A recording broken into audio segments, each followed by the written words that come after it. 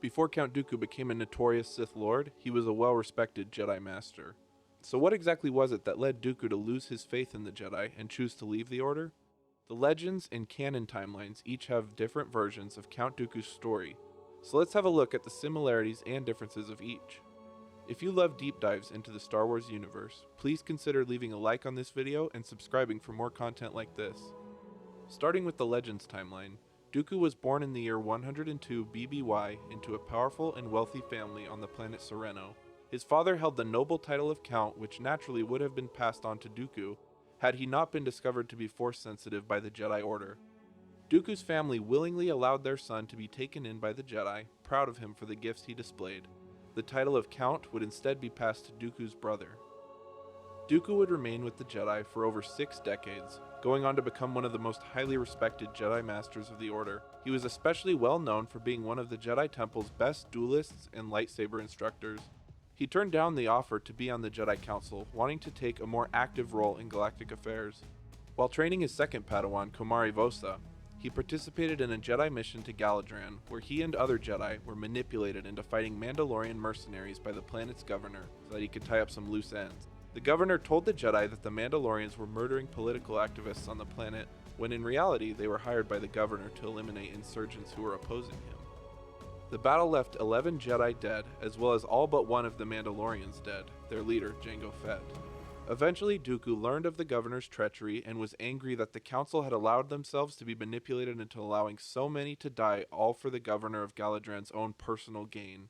Komari Vosa, Dooku's apprentice, had single-handedly killed over 20 Mandalorians during the battle, which led to praise from her master on her lightsaber skills, though he also recognized the rage within her. Because of this, he did not recommend that she be promoted to the rank of Jedi Knight. This angered Vosa further, and she sought to prove herself to her master. Not long after, Komari Vosa went with several other Jedi on a mission to Baltazar to force the Bando Gora cult off the planet. The mission came as a request from the Republic itself. While the Bando Gora were successfully forced away from the planet, several Jedi were missing and presumed dead, including Vosa.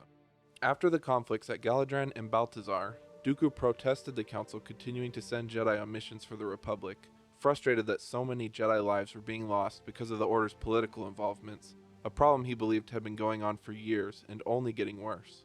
Dooku's relationship with the Order after this was very strained, and while he stayed with the Jedi, hoping he could change the Order for the better, he would no longer accept missions from the Council.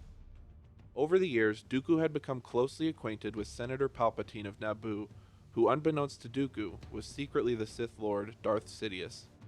Palpatine was able to sense Dooku's disillusionment with the Jedi Order. In 32 BBY, Dooku's former apprentice Qui-gon Jinn and his Padawan Obi-wan Kenobi were sent on a mission to Naboo by the Republic Senate to negotiate with the Trade Federation, who were pressuring the planet's queen to sign a treaty that would legalize an invasion. The ensuing conflict led to Qui-Gon's death at the hands of the Sith Lord Darth Maul. This was the final nail in the coffin for Dooku. After hearing news of his apprentice's death, he publicly condemned the Senate and shortly thereafter left the Jedi Order, though he did not explain his reasoning for doing so to the Jedi Council. This made Dooku only the 20th Jedi Master in thousands of years to walk away from the Jedi Order, becoming one of the legendary Lost 20, and his loss was considered a devastating blow. Soon after, Dooku conversed again with Palpatine, who had become one of his closest confidants. He told him that now that he had left the Order, he planned on claiming his inherited title of Count of Serenno, replacing his brother who had recently passed away. He revealed that he believed the Jedi were just as much at fault for Qui-Gon's death as the Sith were, and that he would even consider allying with the Sith as their ideals to reform the galaxy mirrored his own.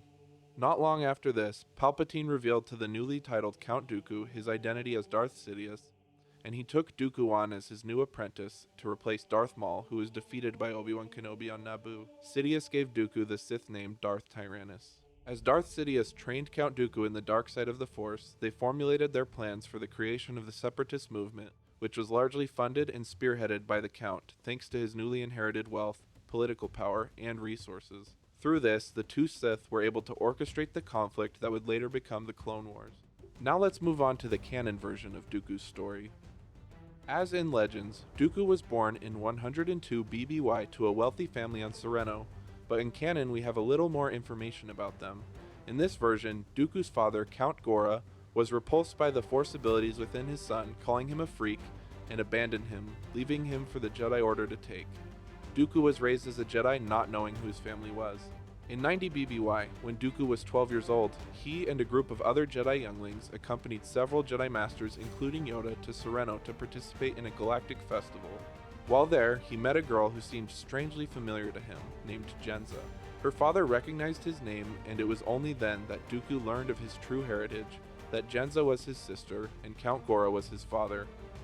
Gora was furious that Dooku had been brought to Sereno and violently demanded never to see his son again. Unbeknownst to both Gora and the other Jedi, Dooku kept in touch with his sister for many years following their chance meeting on Sereno, something that was not allowed by the Order. This eventually caused some contention between him and the other Jedi, as he felt his emotional connections, including his connection to Jenza, increased his ability and strength in the Force.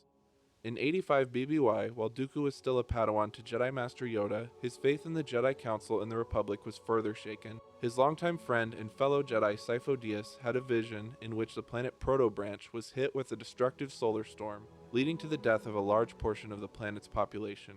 When Sifo Dyas informed the Council of this vision, they would not allow him to warn the planet, saying that visions weren't an absolute, as the future is always in motion. This frustrated Dooku, who believed in his friend's vision, and warned him and Jedi Master Lane Kostana to warn Senator Tavetti, who represented the planet. Dooku found it upsetting that while Tavetti was clearly worried about the destruction of the planet's resources, he shared no concern over the many people who would be killed. The three Jedi decided to go to Proto-Branch themselves to see how they could help. Master Yoda joined them, but he was initially reluctant to do so. After arriving and warning thos whom they could, Sifo Dyas' vision came true. A solar storm devastated the planet's surface, killing many people. The Jedi themselves barely escaped the storm by the skin of their teeth. These events spurred Dooku's disenchantment with the Jedi Order. He felt that if the Council had taken Sifo Dyas' warnings more seriously and acted sooner, they would have been able to save many more lives. Additionally, he was disgusted with the Republic's primary concern for Proto-Branch's resources when so many lives were at stake. Only 3 years after this, Dooku used the dark side of the Force for the first time. He, Lane Kostana, and Sifo Dyas were captured by dark side cultists called the Presagers of Hakote. This group was known for performing ritual sacrifices to give them visions of the future. While performing the ritual on Dooku, he began to see visions of his own future, and saw the corruption of the Jedi and felt the presence of the dark side. This caused Dooku to unwillingly unleash his anger in the form of Force lightning, killing his captors and rescuing himself, Kostana, and Sifo Dyas. While he knew that this was only a potential future and that dwelling on these visions would lead him down a dark path, he nevertheless became wary of his power and the weaknesses in the Jedi Order. Eventually, Dooku obtained the rank of Jedi Master and even took a seat on the Jedi Council, though he still had many reservations about the Order's political involvements and the corruption in the Senate. He began to believe that the Order's commitment to the increasingly corrupt Republic was diminishing their power in the Force as well. In 42 BBY, Dooku's sister Jenza reached out to him, asking him to come to Sereno and stop their brother Ramil, who had become Count after the death of their father. Ramil had become a tyrant over the planet, recruiting pirates to help him maintain control. Dooku, along with Sifo Dyas and Lane Kostana, traveled to Sereno to put an end to his brother's tyranny, against the wishes of the Council, since Sereno had left the Republic. He and the other Jedi managed to kill Ramil and stop the pirates, freeing the planet. After killing his brother, Dooku felt responsible for the continued leadership of the planet and accepted his birthright as the new Count of Sereno, meaning he would have to leave the Jedi Order. He spoke with Yoda, telling him of his decision to resign so that he could take care of his planet and his people. He explained his feelings that the Jedi's allegiance to the Republic was crippling their ability to be true guardians of peace, and he could no longer in good conscience align himself with the Order. This made Dooku the 20th member of the Lost 20 Jedi Masters. For his first few years as Count of Sereno, Dooku mostly kept to himself and wasn't seen by the public eye very often.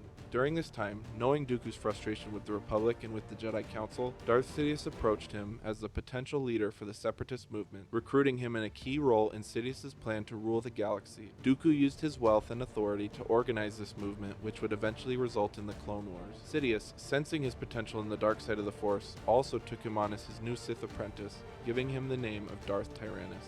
Though no longer a Jedi, Dooku was still very respected by the Order and would still visit the temple occasionally.